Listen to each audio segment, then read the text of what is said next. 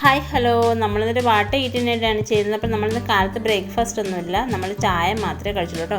അപ്പോൾ പിന്നെ ഒരു 9 മണിയൊക്കെ കഴിഞ്ഞപ്പോഴത്തേക്കും നമ്മൾ കഞ്ഞി വെച്ചിട്ട് അബിക്കുട്ടിന് നല്ല ചൂട് കഞ്ഞി കൊടുത്തു. ഞാൻ പഴഞ്ചോറ് മാങ്ങാച്ചറും കൂട്ടി കഴിച്ചു കേട്ടോ.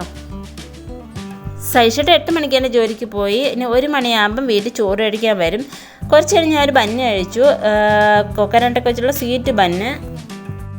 ഒരു 11 മണിയാക്കിയപ്പോൾ സൈഷേട്ടൻ്റെ അച്ഛൻ, അതായത് എൻ്റെ അമ്മായി അച്ഛൻ പൊറോട്ട മേടിച്ചിട്ട് വന്നു. അപ്പോൾ ഞാനും അബിക്കുട്ടനും അമ്മയും കൂടെ പിന്നെ പൊറോട്ട കഴിച്ചു. കുറച്ച് കഴിയുമ്പോൾ സൈഷേട്ടൻ ഫോൺ വിളിക്കുന്നത്, ജോലിയില്ല, ഞാൻ തിരികെ വരുവാണ്, കറണ്ട് ഇല്ലാത്തതുകൊണ്ട് നിങ്ങൾ റെഡി ആയിരിക്കും, നമുക്ക് ഉച്ചയ്ക്ക് 1 മണിക്ക് അമ്പലത്തിൽ ഊണ് കഴിക്കാൻ പോകാമെന്ന്. പിന്നെ ഞാൻ ചീര വെക്കാൻ നിന്നാണ്, അത് ഞാൻ പിന്നെ ഫ്രിഡ്ജിൽ കയറ്റി നാളെ വെക്കാമെന്ന് വിചാരിച്ചു, വെറുതെ വേസ്റ്റ് ആക്കണ്ട എന്ന് വിചാരിച്ചു.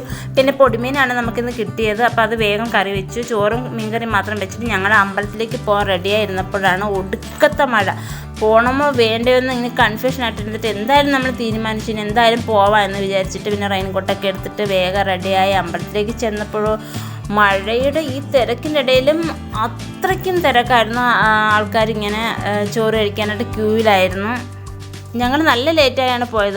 12 മണിയൊക്കെ ആകുമ്പോൾ അന്നദാനം കൊടുത്തു തുടങ്ങും. പക്ഷെ ഞങ്ങൾ 2 മണി കഴിഞ്ഞിട്ടാണ് പോയത്, കാരണം മഴ ആയതുകൊണ്ട് തിരക്കൊന്നും കാണില്ല, നമുക്ക് സുഖമായിട്ട് മേടിച്ച് ചോറ് കഴിക്കാമെന്ന് പറഞ്ഞിട്ടാണ് പോയത്. പക്ഷെ അവിടെ ചെന്നപ്പോഴാണ് നല്ല തിരക്കായിരുന്നു. പിന്നെ തിരക്കിൻ്റെ ഇടയിൽ നമ്മൾ ചോറ് മേടിച്ച് അധികം കറികളൊന്നും ഇല്ലായിരുന്നു.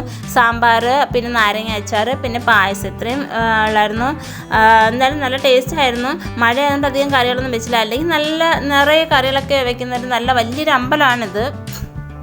ഗോതമ്പിൻ്റെ പായസമായിരുന്നു. ഞങ്ങൾ തിക്കിലും തിരക്കിലൊക്കെ പെട്ട് ഇങ്ങനെയൊക്കെ ഇത്തിരി സ്ഥലം പിടിച്ചിട്ട് ചോറ് വാരി കഴിച്ചിട്ട് ഞങ്ങൾ അവിടെ നിന്ന് എസ്കേപ്പ് ആവായിരുന്നു.